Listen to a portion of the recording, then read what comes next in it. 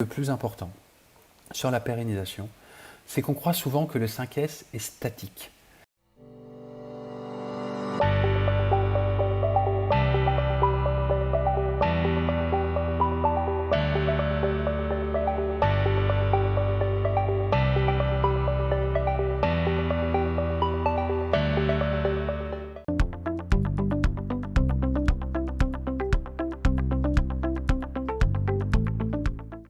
Maintenant, voyons les 3 autres S. C'est la deuxième clé. Les 3 autres S, on va se baser sur les 2 premières S, qui, je le rappelle, sont éliminées et rangées. Et on va aller voir maintenant 3 S qui sont plus difficiles en termes de travail, surtout si les 2 premiers sont un peu tremblotants. Le 3e S, ça va être nettoyer. Le 4e, ça va être standardisé. Et le 5e, ça va être pérenniser, ritualiser. Rendre le 5S opérationnel. Que les équipes, quand elles arrivent, elles le fassent parce que ça leur apporte du bien.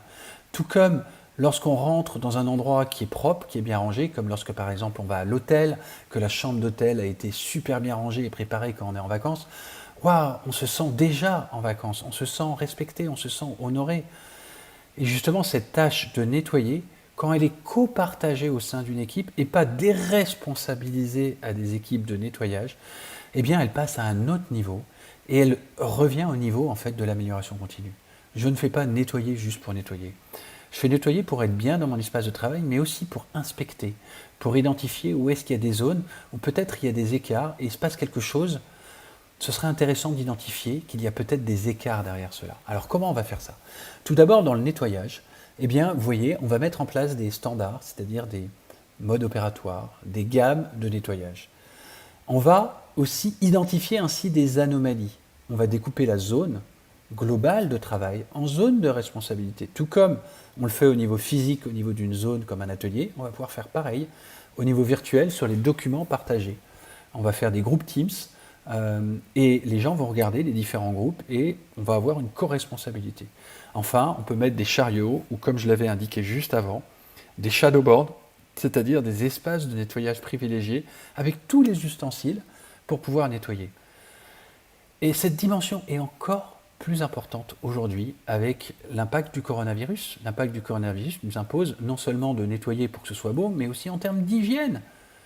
Donc vous pouvez renforcer cette dynamique-là et sécuriser encore plus vos équipes et les garantir avec un 5S que les équipes s'approprient, où ils peuvent utiliser ces outils, avoir du gel hydroalcoolique et tout ce qui est nécessaire pour pouvoir garantir un espace qui est encore plus sain. Certes, vous allez le déléguer aussi en partie à des équipes de nettoyage, mais ne le déléguez pas complètement à des équipes de nettoyage, parce que vous déresponsabilisez vos équipes sur la capacité de plus s'approprier la zone et d'être d'ailleurs co-responsables de faire cette maintenance niveau 0. Souvent, quand on me pose la question, oui, mais c'est pas dans mon job description, dans ma fiche de poste, de faire le nettoyage, de faire le rangement, je dis, en es-tu sûr? Parce qu'en fait, quand vous regardez bien les fiches de poste, la majorité des fiches de poste incluent le fait que l'employé est responsable de maintenir ses outils de travail au bon niveau, d'un minimum entretenir son ordinateur, de bien le traiter d'une certaine manière. Et c'en est pareil sur un espace de travail terrain. Alors oui, on pourra dire, oui, c'est mon espace de travail, c'est pas celui du collectif. Oui, mais si je ne fais pas ma propre part du travail, comment est-ce que je peux attendre des autres qu'ils le fassent, ou qu'une équipe de ménage passe et ait la même qualité que moi qui connais les outils? C'est juste impossible. Alors voyons maintenant comment on fait ça. Il y a cette capacité quand on nettoie à pas juste nettoyer pour nettoyer, mais inspecter et comprendre quels sont les écarts. Je me rappelle de cette expérience dans une industrie de process chimique où les personnes avaient l'habitude de nettoyer dans un coin et ils se disaient bon, ça ne sert pas à grand chose. Et puis un jour, ils ont vu des tâches de plus en plus régulières qui venaient en fait du plafond. Et dans le faux plafond, au-dessus du faux plafond, en fait, il y avait un tuyau qui passait avec un produit chimique extrêmement dangereux qui fuitait malgré toutes les sécurités. Eh bien, ils avaient pu découvrir en inspectant, alors qu'ils ne pensaient pas à regarder forcément le faux plafond, qu'il y avait ce tuyau qui fuitait. Donc en fait, on ne nettoie pas que pour nettoyer, on nettoie parce qu'on veut garantir que le problème, il sera visuel, il sautera au regard. Donc ici, vous voyez un exemple de shadowboard où il y a des pelles, il y a des différents outils. Enfin, vous allez mettre en place une méthode de nettoyage, un standard. Nous avons déjà vu avec le chef d'orchestre et le performeur des outils qui nous permettent de construire c'est quoi mes leçons ponctuelles, c'est quoi mes modes opératoires, mes gammes, pour faire des activités de travail, pour décomposer mes tâches. Il en est de même pour les activités de nettoyage. On va pouvoir faire une gamme. Et quand on va arriver au 4e S, ça va être exactement la même chose. Sur les 3 premières étapes, donc pas seulement sur le nettoyage, mais aussi sur le rangement, on va avoir des gammes, des standards de rangement, et aussi sur la première étape, qui est des gammes pour éliminer ce qui traîne. Mais pas juste éliminer pour éliminer. Éliminer en imaginant, mais qu'est-ce qui fait que cette pièce-là est revenue ici? Tiens, qu'est-ce qui fait que les outils ont été mal rangés? Encore une fois, on va être dans cette dynamique de remontée des causes, parfois très rapide et très simple, mais aussi de compréhension, d'inspection et d'analyse. Donc, voici cette étape de nettoyage. La 4e étape que je viens d'introduire, j'aime bien utiliser ce mot avec fort impact d'un livre, d'une revue assez connue, le poids des mots, le choc des photos, ça vous rappelle peut-être Paris Match. Eh bien, c'est exactement ça. Un standard, et on en a déjà parlé, est 80% visuel. Eh bien, ça va être encore plus vrai sur des standards et des modes opératoires où les opérationnels, où les gens du terrain vont avoir tendance à se dire c'est moins pour moi, c'est moins une activité valorisante, reconnaissant mon esprit, mon intelligence, mes compétences. Oui, ça fait partie du job, il faut que je le fasse, mais pas forcément tant que ça. Donc un standard 5S, ça va être un standard qui doit être extrêmement court, dans l'idéal 2-3 minutes. Je dois pouvoir me déplacer dans la zone, inspecter et éliminer rapidement. Et vous allez donc décomposer vos standards 5S. Peut-être que vous aurez 3-4 standards sur éliminer ce qui traîne, qui prendront 1 minute, et que vous pourrez répartir dans votre zone d'atelier, qui peut parfois faire 100, 200, 500 mètres carrés, en sous-zones que les personnes pourront s'approprier et faire tourner pour être co-responsables. Idem, lorsque ce sera le rangement, que vous aurez des outils qui traîneront à droite et à gauche, vous irez, lorsque vous ferez le standard, les ranger, mais aussi discuter avec l'équipe lors de votre rituel quotidien ou hebdomadaire. Qu'est-ce qui fait que j'ai retrouvé ce chariot élévateur pas au bon endroit, cet outil à un autre endroit? Donc un standard sera, vous aurez une gamme, en fait, une série de standards 5S qui seront décomposés en moins de 5 minutes, dans l'idéal 1 à 3 minutes, et de manière la plus visuelle possible. Et voilà à quoi ça ressemble. Un calendrier 5S, vous voyez dans ce calendrier, chaque ligne est un standard 5S. Sur le premier S, éliminer, 2e S, ranger, 3e S, nettoyer, 4e S, justement s'assurer que les standards sont bien suivis, donc c'est plus le manager qui vient et qui fait ce check des standards, comme on a déjà vu, l'évaluation du standard, est-ce qu'il est bien mis en œuvre, comment est-ce que je peux te mentorer pour aller plus loin. Et vous voyez aussi ici que certains standards apparaissent avec des points verts, 1 fois par semaine, d'autres 2 fois par semaine, d'autres peut-être encore tous les jours. Et on met en couleur verte quand le standard a été passé avec succès, en rouge quand il y a eu un écart.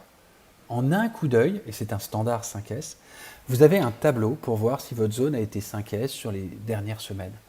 Et ça vous permet d'ajuster et de piloter ça par rapport à votre équipe. Le 5e S et le dernier S, c'est celui de pérenniser. Et c'est le plus important, et c'est le plus difficile, et c'est celui qui tient le moins. Parce que le 5S devient une culture.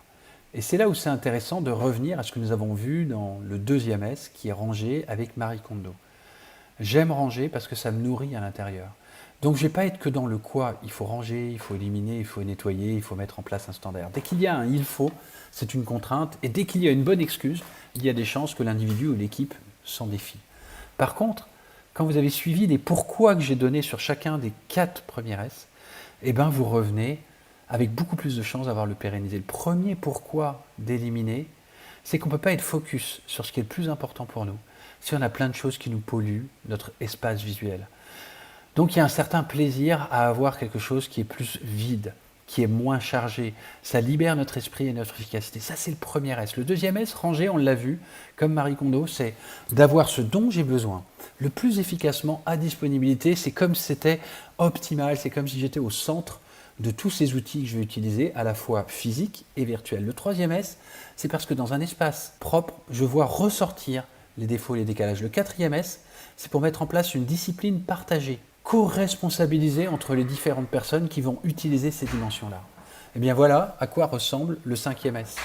Ça va être par exemple une checklist qui va être un niveau de maturité sur les 4 premiers S, voire même sur le 5e S. À quel rythme faites-vous éliminer? Est-ce que votre tableau des standards est bien mis en œuvre?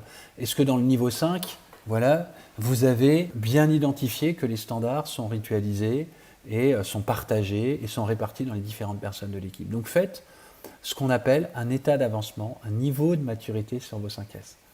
Enfin, le dernier outil et le plus important sur la pérennisation, c'est qu'on croit souvent que le 5S est statique. Quand j'entends par statique, si on le fait par exemple dans une usine industrielle qui le fait le matin et le soir pour s'assurer que l'environnement de travail est propre, mais aussi hygiénique, on l'a vu, hypoallergénique, qui évite les virus et les microbes qui traînent pas mal en ce moment, eh bien on imagine qu'on fait juste un 5S au début, prise de poste, allez je le fais, et je le fais en fin de poste. Pareil, vous le faites dans une zone par exemple de manière hebdomadaire, donc vous le faites tous les lundis. Mais qu'est-ce qui va se passer le lundi après-midi, une fois que vous l'avez fait le matin, le mardi, le mercredi? Ça va dériver, ça va déraper. Et vous allez devoir attendre le lundi d'après pour comprendre ce qui s'est passé et parfois même oublier tous les écarts que vous avez vus et donc rater cette opportunité de grandir. Et bien justement, le 5S, vous allez le faire en continu, de manière dynamique. Pas juste lorsque vous allez faire le standard le matin ou le soir à la fin ou au début de poste. Vous allez le faire, pas seulement lorsque vous allez faire le standard d'une semaine sur l'autre, si vous le faites une fois par semaine. Vous allez vous poser la question, tiens, il y a un écart. Vous allez le noter de manière très rapide sur un tableau ou dans un coin pour dire, tiens, c'est étonnant, j'ai vu cet outil-là qui était là. À force d'être dans la dynamique, c'est que le 5S n'est plus des standards forcément quotidiens, ça devient une habitude. Qu'est-ce qui fait que c'est mal rangé? Et on parle souvent des comportements qui deviennent des habitudes parce qu'on les a ritualisés, on les a rendus fréquents. Donc ce clou du spectacle, cette dernière dimension du 5S qui est de faire en sorte que ça devienne une habitude, eh bien il provient du fait que vous avez intégré les 4 premières étapes et que vous êtes allé encore plus loin, non seulement avec des outils, des checklists de maturité comme j'ai présenté, mais surtout avec cet état d'esprit-là, d'intégrer dans vos AIC, vos management visuels, vos rituels, cette revue de manière régulière, mais aussi au quotidien sur les écarts que vous avez pu voir en journée, pas seulement quand vous avez vu les standards. Donc maintenant, appliquez ce 3e, 4e et 5e S à votre zone de travail, à votre bureau, mais aussi à votre zone d'espace virtuel que vous gérez sur vos propres fichiers ou alors que vous gérez en collectif sur par exemple des OneDrive ou des Teams, des répertoires partagés, pour voir quand est-ce qu'il y a un écart. Tiens, quel standard on pourrait se mettre en place? Quelle nomenclature nous pourrions mettre sur nos fichiers, sur les informations qu'on gère, pour gagner en efficacité? Le 5S, en quoi c'est magique? Parce que c'est 5 minutes, tous les jours.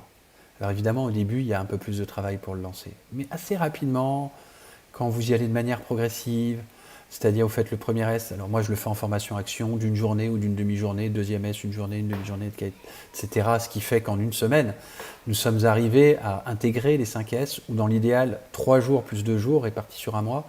C'est vraiment intégré. Mais vous pourriez le faire en 1 heure, juste pour tester.